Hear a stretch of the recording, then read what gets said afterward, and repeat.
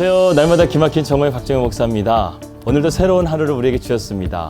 오늘도 주님의 말씀과 함께 믿음으로 승리하시는 우리 날마다 기막힌 정오 식구들 되시길 바라겠습니다. 이곳 뉴질랜드 날씨는 참으로 변화무쌍합니다. 아침에 아내와 함께 교회로 기도하러 갈 때만 하더라도 하늘에 구름 한 점 없었는데 갑자기 바람이 불더니만 제 뒤에 보이시는 것처럼 이곳 뉴질랜드 땅에 짙은 먹구름이 드리워졌습니다. 오늘 우리의 삶이 이처럼 변화무쌍한 하루가 된다 할지라도요, 우리가 주님을 바라보고 주님 말씀 붙들고 나아갈 수 있다고 한다면 믿음으로 승리할 줄을 믿습니다. 오늘도 승리하는 우리 날마다 기막힌 정오 식구들 되시기를 주님의 이름으로 기도합니다. 2020년 1월 3일 날마다 기막힌 정오 시작합니다.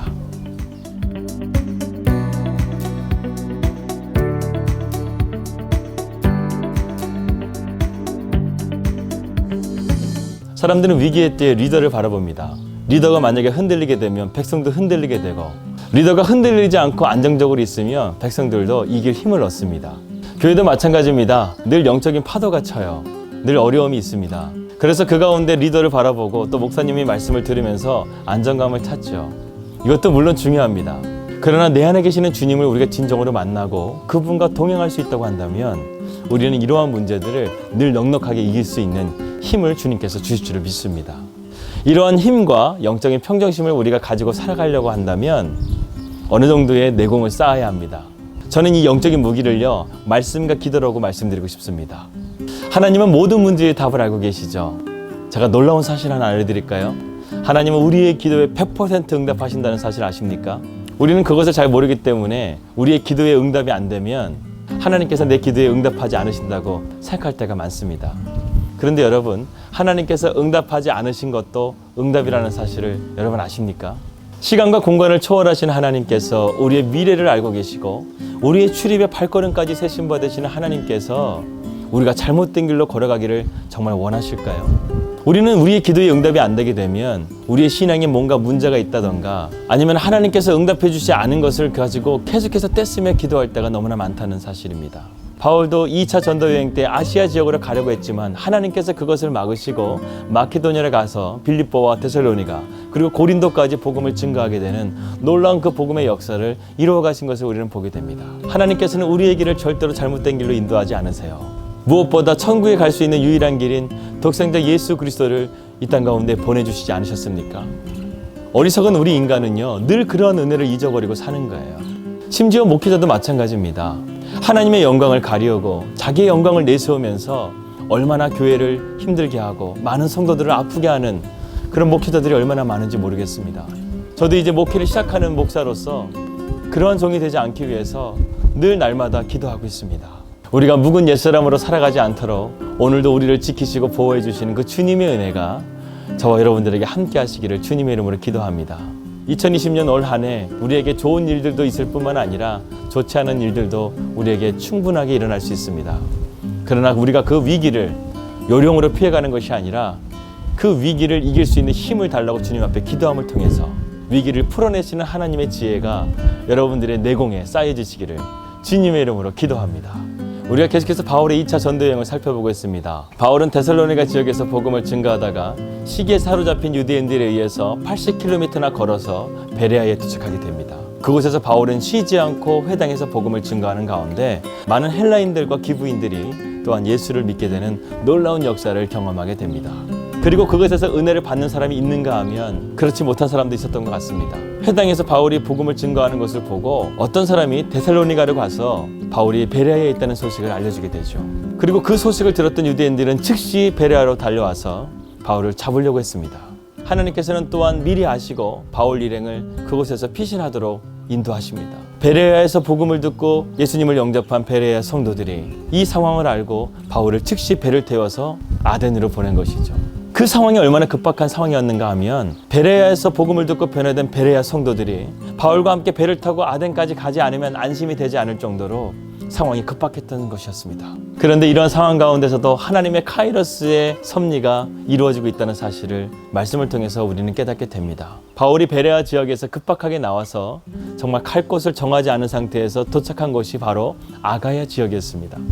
아가야 지역에 도착한 바울은 아덴을 거쳐서 고린도 지역에 도착하게 되는 것이죠. 훗날 바울은 사도행전 다음에 나오는 고린도 전후서의 주 무대가 되는 고린도 지역에 도착하게 된 것이었습니다. 그렇기 때문에 바울은 하나님께서 인도해 주시는 그 모든 일들 가운데 원망과 불평 없이 그 믿음의 길을 걸어가고 있는 것을 우리는 보게 됩니다. 하나님의 카이로스의 시간 속에서 하나님께서는 정확하게 자기의 백성들을 구원하실 뿐만 아니라 하나님의 주도하신 가운데 한치의 오치도 없이 일하시고 계신다는 사실을 보게 되죠. 그래서 모진 박해와 고난, 뼈를 깎는 고난 속에서도요, 바울은 기뻐하며 그 믿음의 길을 걸어갈 수가 있었습니다. 보잘것없는 자신을 통해서 이처럼 신묘막측한 하나님의 섭리가 이루어지는 것을 보면서 주님의 도구로 쓰여지는 것이 얼마나 기쁘고 감사한지를 날마다 하나님을 기쁘게 찬송할 수밖에 없었던 것이죠. 저도 이러한 기쁨을 소망하고 기도하고 있습니다. 사랑하는 여러분, 오늘 이 말씀 가운데 두 가지 중요한 차이가 있습니다. 하나님의 선한 도구와 하나님의 악한 도구로 쓰여질 때가 있다는 것이죠. 바울은 분명하게 하나님의 선한 도구로 쓰임을 받고 있습니다. 그런데 베레아 지역에서 똑같이 하나님의 복음을 들었지만 어떤 사람들은 하나님의 말씀을 듣고 믿음으로 반응하는가 하면 또 어떤 사람들은 악한 마음을 품고 데살로니가 지역에 가서 유대인들에게 바울이 여기에 있다라는 소식을 알려서 바울이 또다시 베레아 지역에서 쫓겨나게 되는 그러한 역할을 감당하는 도구가 있다는 사실이죠. 우리가 하나님을 아무리 믿는다고 하면서도요, 자기를 부인하지 않고 주님을 따르지 않는 사람들은 종교적인 생활을 할 뿐이지 진정으로 하나님을 믿는 사람이 아닙니다. 하나님의 영광을 드러내지 않고 자기의 영광을 드러내는 사람도 하나님을 믿는 그리스도인이 아닙니다. 저와 여러분은 지금 하나님의 선한 도구입니까? 아니면 악한 도구입니까? 우리가 이 악한 세대 가운데서 우리가 정신을 바짝 차리지 않으면 마귀 사탄의 파상적인 공격 가운데서 우리는 버틸 힘이 없어요. 무너집니다. 쓰러집니다. 그렇기 때문에 우리는 주님을 놓치면 안 되는 거예요. 오죽했으면 예수님께서 십자가에 달리실 때 예수님의 수제자였던 베드로가 3번이나 부인하지 않습니까? 마귀는 이처럼 우리의 삶의 틈을 노립니다. 그래서 바울은 우리의 삶 가운데 하나님의 전신갑주를 입으라고 말씀하고 있어요. 하나님의 전신갑주는요, 마귀 사탄이 우리 안에 들어오지 못하는 영적인 막을 쳐줍니다. 그래서 우리가 그 안에서 흔들리지 않고요, 죄악된 것들을 경계하게 됩니다. 그리고 우리가 주님의 도우심을 구하면 완벽하게 마귀 사탄을 이길 수가 있습니다.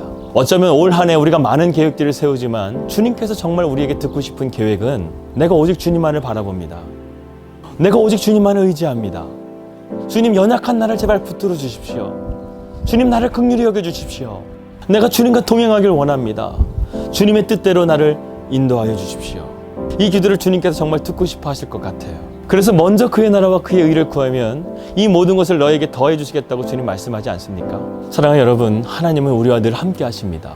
우리의 삶 가운데 늘 함께 하시는 주님을 내 삶 가운데 우선순위에 놓고 주님의 뜻을 구하며 믿음으로 나아갈 수 있다고 한다면 우리 안에 계시는 주님께서 이 풍파와 같은 세상 가운데 주님과 함께함을 통해서 잠잠하려 할 때 그 배가 풍랑이 잠잠해진 것처럼 우리의 삶의 풍파가 잠잠해지고 참된 평정심을 가지고 살아갈 수 있습니다. 우리가 그런 주님을 믿고 날마다 자신을 부인하고 주님을 따른다고 한다면 우리는 하나님의 선한 도구로서 하나님께서 기쁘게 사용하여 주실 줄 믿습니다.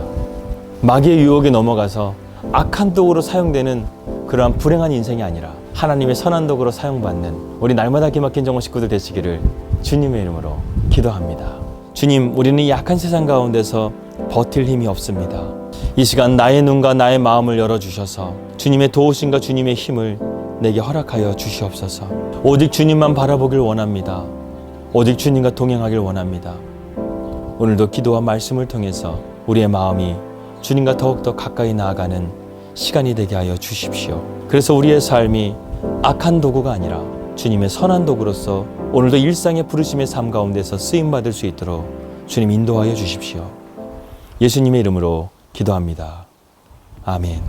오늘의 기도 제목입니다. 첫 번째는 이곳 뉴질랜드 땅에 성령의 새바람이 불어서 하나님의 나라가 이 땅 가운데 온전하게 세워질 수 있도록 계속해서 기도해 주시고, 두 번째는 하나님의 이른 비와 늦은 비의 은혜가 늘 마르지 않게 우리 가정 가운데 임할 수 있도록 기도해 주시고요. 세 번째는 저희 가정과 우리 날기정 식구들이 올 한 해 기도의 말씀으로 영적으로 무장해져서 마귀의 파상적인 공격에도 흔들리지 않는 참된 평강을 소유하시기를 함께 기도했으면 좋겠습니다. 우리 날마다 기막힌 정원 식구들 올 한 해도 우리 승리합시다.